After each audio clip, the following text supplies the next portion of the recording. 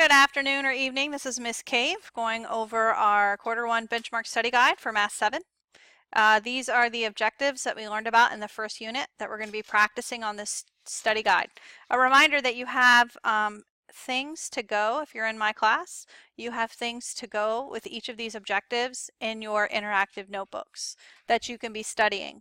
So for example, powers of 10 in our interactive notebook. If you go here, you can see that there are powers of 10 notes on 5 through 7, and you can be reviewing and studying those and many more concepts that we've learned. This is basically your textbook. So we did powers of 10, we did a powers of 10 chart, we also did negative powers of 10 here, and we made a little foldable, and we talked about the main things about it. There's also a foldable on scientific notation and lots of the other things that you guys can look at on, some of them are videos on YouTube. So make sure that you're reviewing for this. All right, so we're going to go ahead and go through the answers to these. So we're starting with our first objective, which is 7.1a, investigate and describe the concept of negative exponents for powers of 10.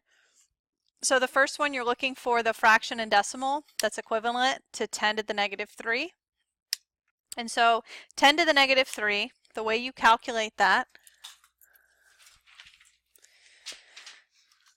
so we look for the patterns in the numbers, but 10 to the negative 3 is equal to 1 over 10 to the third, okay? Because we're dividing by 10 3 times. Notice that there's no negative here. The negative just tells us that we're dividing by 10. Expanded form for this is going to be 1/10 times 1/10 times 1/10. And then of course over here you can see the choices. They have a fraction that has this, okay? So if you look over here, it's between B and D, right? Because these are wrong because there's a negative. There's not a negative. Your answer is not negative. Your fraction's not negative. The negative exponent means you're dividing by 10. So we have either B or C here. And so now we're going to look at the decimal. So if I take 1/10 times 1/10 times 1/10, that is 1,000th, which written as a decimal is 0.10 hundredths thousandths. So there's not the 3 or a negative. So the correct answer for this would be D. 1 over 10 to the third and 1,000th. So let's look at number 2. Number 2 says what decimal, and we change this, fraction are equivalent to 10 to the negative 7. So 10 to the negative 7, I'm going to start actually with the fraction, is 1 over 10 to the 7th, which is 1 over 10 times 10 times 10, 7 times. So it's going to be 1, 2, 3, 4, 5, 6, 7 zeros, which is 1/10 millionth. Okay, and so the way you could do this, okay, I know some of you get this mixed up with scientific notation. If you want to use scientific notation to move your decimal point for a decimal, you can do it, but make your base 1. And we looked at this in class. But if I have 10 to the negative 7th, you're not going to move your decimal point from the 0. You can think of it as like this. I have 1 10 to the negative 7. I have one group of 10 to the negative 7. So where you're going to move your decimal point 7 places to the left is after the 1, not the 10. So I could take my 1, put my decimal point, and move it 1, 2, 3, 4, 5, 6, 7 times. 1, 2, 3, 4, 5, 6. Okay, so it's actually 6 zeros, even though it's to the 7, because you're counting the 1 as well. So the decimal equivalent for this is going to be tenths, hundredths, thousandths, 10 thousandths, 100 thousandths, millionths. It's going to be 1/10 millionth, which is what you have here, 1/10 millionth. So I'm going to move the sticky note so we can write down the answer. So it's going to be 0.1234561. All right, do you guys have any questions on that? The one thing to remember is that this is never negative. Don't get tricked by the negative answers. It's never negative. A negative exponent does not mean that the fraction or decimal is negative. It means you're dividing by 10 instead of multiplying by 10. So if we look at number 3, we still have powers of 10. We're looking at numbers that are equivalent to 10 to the negative 4. So I'm going to do it just like I did the others. 10 to the negative 4 is just like 1 over 10 to the 4th. Okay, and then 1 over 10 to the 4th is 1/10,000th, because 10 times 10 times 10 times 10 is 1/10,000th. Okay, so let's look at what we have so far. So you have 1/10,000th. Do you see this one? Or this one? Which one would it be? The negative or the positive? The positive, because it's never going to be negative, and that is 1/10,000th. Because tenths, hundredths, thousandths, 10,000ths. This would be tenths, hundredth, thousandths, 10,000ths. Okay, so don't get tricked by the negatives. And also, there's never going to be a 4 there if it's a power of 10. So you can cross that one out. What about this? What's wrong with that? It's negative, and then that's a 40,000. It's 10,000ths. Okay? Powers of 10, study them. Okay? It's been a little while since we've spent much time on them. All right, let's move on to number 4. Scientific notation. If you guys remember scientific notation, and again, there are videos on this if you need more help. So what you're doing here, I'm just going to rewrite this here. I think there's 4 zeros. Is that 4? Yep. Okay, so what you're doing when you write a number in scientific notation is the first thing you do is you make the coefficient so it's greater than, it's 1 or greater but less than 10. So I'm going to put my decimal point here.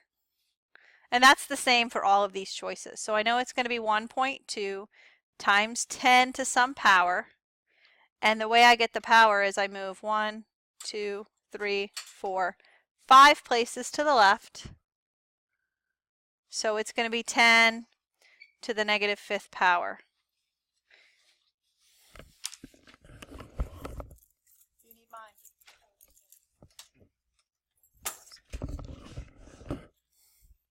Okay. So you guys can see that it's A. All right. These were kind of hard to see. I'm sorry when it printed, but this would be, if it's a positive exponent, it would be a really big number with lots of zeros at the end. But this is a decimal, so it's going to be a negative exponent. Renee Dawson, you are to report to Dr. Hebel's office immediately. Thank you. Okay. So number 5, we're writing a really big number in scientific notation. So since it's big, are we going to have a positive or a negative exponent? It's a really big number. It's going to be positive. So I can eliminate some of these choices. Any of the negative exponents I can eliminate. And then for this, I simply not count the number of zeros, but I count the number of places that the decimal point would go. And remember, it goes between the 1 and the 2, because that's greater than 1, but less than 10. And I can count by 3s. 3, 6, 9, 12, 13, 14. So there's 14 places after the 1 that you moved your decimal. So it's going to be 1.23 times 10 to the 14th power. So be careful, don't just count the zeros, count the number of spaces that you move the decimal. Number 6, which list of numbers is arranged from least to greatest? So they're all the same. I'm just going to take the first list and I'm going to make sure they're all decimals. So 0.25. And then what is 17% as a decimal? 0.17. Remember, when you go from, we did this in class, decimals to percents, you move it to the right 2 places. Percent to decimal, you move it to the left. And it's always 2 places. Okay, so that brings us to 2/9. Now for 2/9, you may have memorized your ninths, but if not, you would change it to a decimal. This is a non-calculator part. So you take the top number, you put it inside the box, 2 divided by 9. And then 9 doesn't go into 2, but I can break down my 2 wholes into 20/10. That's what I do when I put a 0.0. And then 9 goes into 20 how many times? 4? 9 times what does 9 times 4 is 36. That's too big. 9 times 2. So this is 18. I've got to keep going because I'm comparing to this number. So I have a 2, and then I get 2 left over. Bring down my 0. So what's happening here is it's going to keep repeating. All right, so you can stop there, right? Because now I know that 2/9 is 0, 2, 2, 2. Okay, so now what I do is I know that this is 0.25, this is 0.17, and this is 0.22. So now I'm going to put them in order from least to greatest. So the least, you can notice here if you look at the place value, this one has a 2, this has a 1, this has a 2. So which one's the smallest? Yeah, so that's our 17%. So that one's going to come first. And then next comes what? No, because look, that has a 5, and what does this have? A 2. You see how the 2 is smaller? So the 2/9 is actually going to come next, followed by 0.25. So the answer is D.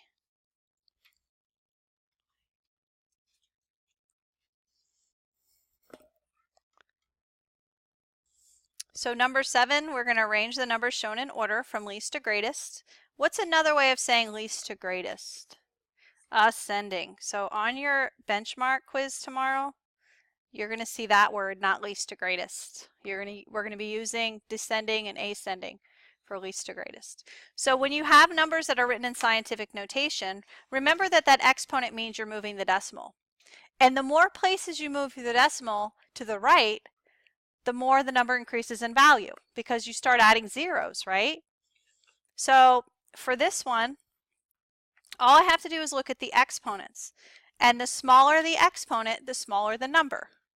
But what happens when I have 2 that have the same exponent? Giselle? Yeah, if they have the same exponent, then we're going to look at the coefficient. And so this one is smaller than that one.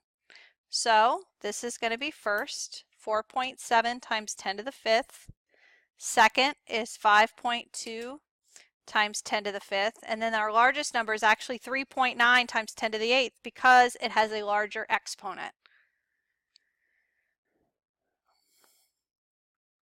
Make sense? So you just look at the exponent.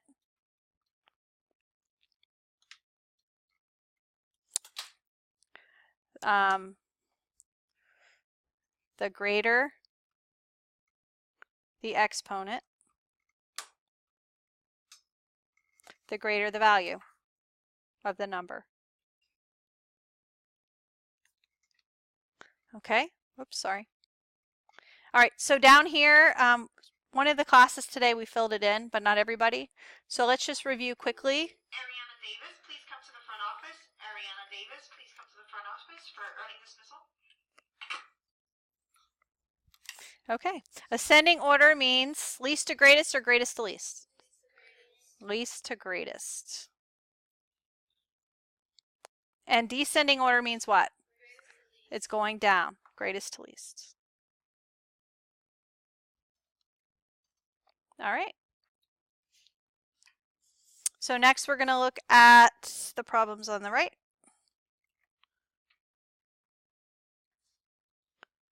So I'm going to just fold my paper here. So we're looking for numbers that have, some of you asked me a question on this one today, have a value greater than 3, less than 3. So 3 is just 3. So we're looking for numbers that are less than 3. So I'm going to change each of these to a decimal. So 2.9 times 10 to the 1st means I move my decimal point 1 place. So this is 29. Is 29 less than 3? No, it's greater. Okay. Next one, I have 2.9 times 10 to the 0. What's 2.9 times 10 to the 0? It's just 2.9 because 10 to the 0 is 1. Is 2.9 less than 3? Yes, so I'm going to circle it. All right, 3.2 times 10 to the 3rd. I'm going to move my decimal 3 places, so that's 1, 2, 3. Is 3,200 less than 3? No. And then this one, I move it 2 places to the left. 1, 2, placing my decimal. So this is 0.032. Is this less than 3? Yes. So I've got 2 choices here that are less than 3. All right, next one. I'm looking for numbers. Look at this box. It's in between 2 11ths and 1.42. So what I have to do here is change 2 11ths to a decimal. So 2 divided by 11. And so 11 goes into 20 once. I get 9. I bring down my 0. This is 8 minus 88 is 2. And I'm not going to have to do this forever. I'm just going to try to get a couple of the digits so I can compare. You don't need an exact answer. So I'll go ahead and put in my 1 here. And I'm going to go ahead over here and write 0.8181. And then this is 1.42. And I'm going to look at numbers in between. So 1 2/3, if you change that to a decimal, I'm not going to do it right now, but it's 1.6 repeating. Is 1.6 repeating in between these 2 numbers? No, it's too big, right? Because this has a 4. So it's not this one. And look at this one, 153. Is that going to be as big as this one? No, so it's not that. 22% is going to be as a decimal. Remember, if we go from a decimal to a percent or percent to a decimal, 0.22. So is that in between? Look at that. That's a 1 in the 10th place. This has a 2, and then that's greater than 1. So C is our answer. Now you might have thought D was the answer, but look, if you put D, if you move your decimal point 1 place, this is actually 13. And 13 is much greater than 1 and 42/100ths. So it's not this. All right. Square root of 400. We're just going to go over the answers here. What's the answer, everybody? 20, because 20 squared equals 400. Okay, the square root of 1 is what? 1. The square root of 1 is equal to 1 because 1 times 1 is 1. So that is C. Absolute value is the distance from 0. And it's always what? Negative or positive? Positive.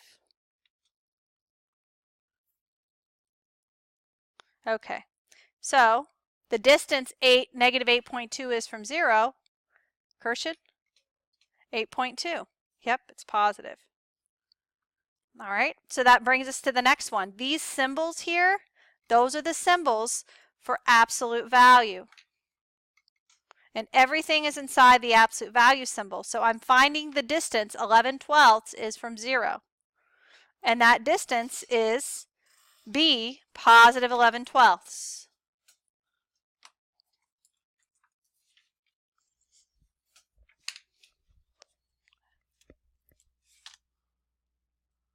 All right. Let's go on to the back.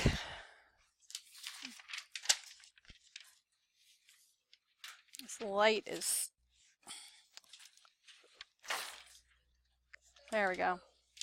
All right, so we have some practical problems here. You guys can use a calculator now. That first side was non-calculator. I don't know how to get out of this light. There we go. So this is the calculator section. So we're solving practical problems with decimals. So it tells us that it costs $2.75 to enter an arcade. Each game costs $1.25 and I have $14. One of the strategies, there's lots of different strategies for solving such a problem, but you could work backwards with how much money you have. Okay, so how much money do I start with? I have $14. Okay, that's my starting amount. And how much does it cost? Think about it in like if it was a story. I have $14 and I go to the arcade. So now what have I done? Once I go to the arcade, what do I do? What do I have to do with my $14? I'm spending it, so I'm going to take away my $275. That's just to enter. And then the amount of money I have left should be $11.25. That's how much money I have left, right? But it tells us that each game costs $1.25. So if I have $11.25, what operation should I use to figure out how many games I can play? Kirshen? Well, I could subtract $275 until I get to 0. I could keep subtracting. That would be okay. Giselle? Addition, if I add on, it's going to give me more money. I'm getting less money as I play games. Ceci? Yeah, you would divide. The most efficient method is to divide how much each game costs. So you would divide by $1.25 because that's the cost per game. And then that will give you your answer, which is what? What'd you guys get?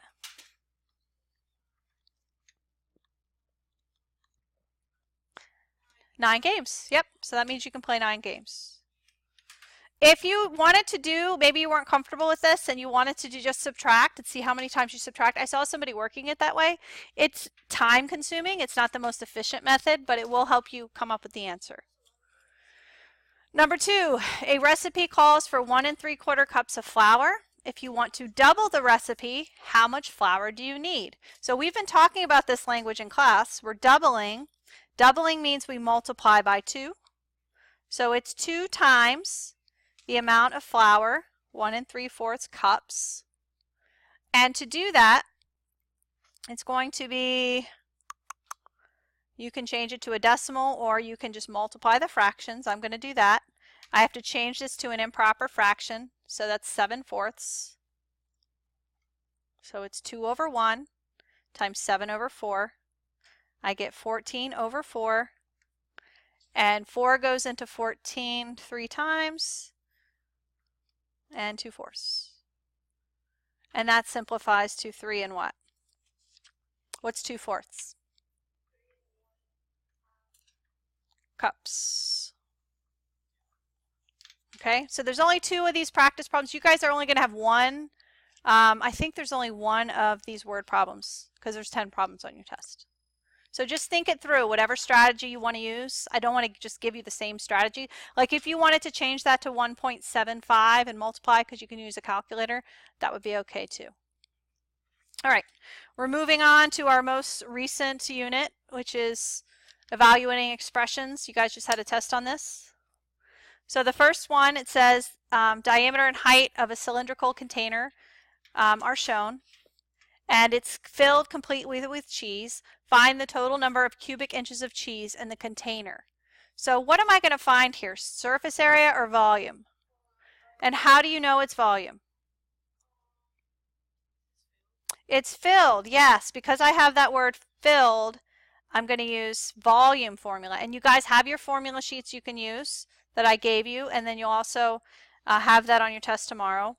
So volume equals pi r squared times h. Now, am I given the radius? No, that's the diameter. So the radius is going to be 16 divided by 2. So the radius is 8 inches. What's the 7? Height. So I'm going to plug in 3.14 times 8 squared times 7.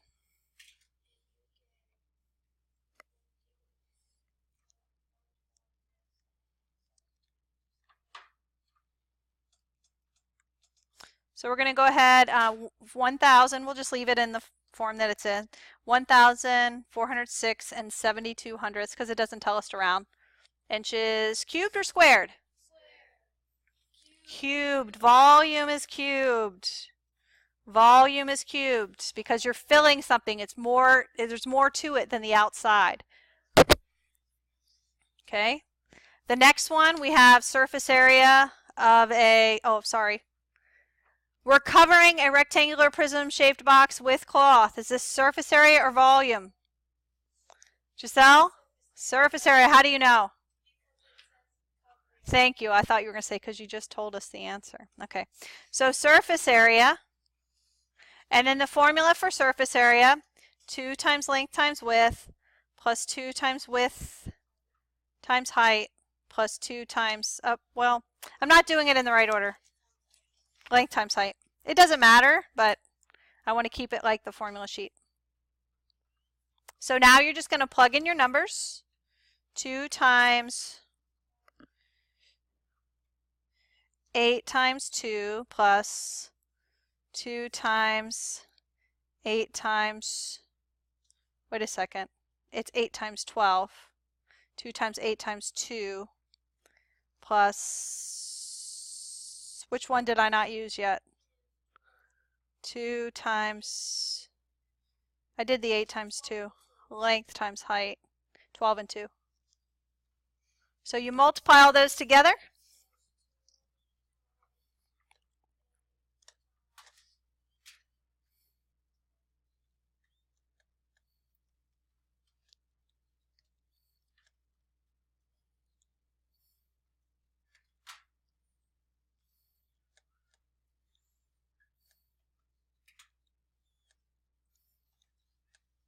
What'd you guys get?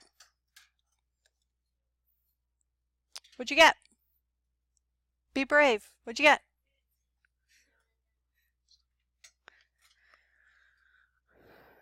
$272 inches squared or cubed? What? That's right. And it's flat surface, so is it square or cubic units? Square. Surface area is square. Volume is cubed. So this is the amount, that's the answer to the question. He's covering the box. All right, last two really quickly. Now, first of all, there was a mistake here because the answer wasn't here. I'm going to plug in 2. So on your answer document, on your paper you got, change that to an 18 and that to 20. And I'm just going to plug in 2 squared minus 2 minus 10 plus 4 times 2. And then I'm going to follow the order of operations. So the order of operations say I'm going to do parentheses first. 2 squared minus, and this is negative 8 plus 4 times 2. And then I'm going to do my exponents. So 2 squared is 4 minus negative 8 plus 4 times 2. All right. And so now I have subtraction, addition, or multiplication. Which am I going to do next? Multiplication. So 4 minus negative 8 plus what? What's 4 times 2? 8. And so next I'm going to write over here because I ran out of room. 4 minus negative 8. If you guys do that on your calculator, you get 12. And 12 plus 8 is what? 20. See, you notice the answer wasn't there. So some people, if they don't watch the video, they're going to be frustrated. Okay, last one. What does this symbol mean? What do those lines mean? Absolute value. So that means no, even if it's negative, we're going to make it positive. So I'm going to plug in negative 2 plus 4 minus negative 2 times 7. So all I've done here is I've plugged in the values from the given statement here, question. So now I'm going to work through. I'm going to do my multiplication first.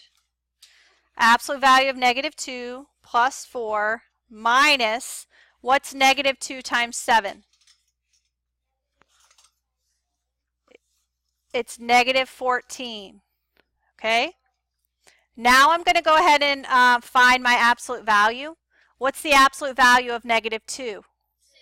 It's 2. Good. Don't leave the negative 2. 2 plus 4 minus negative 14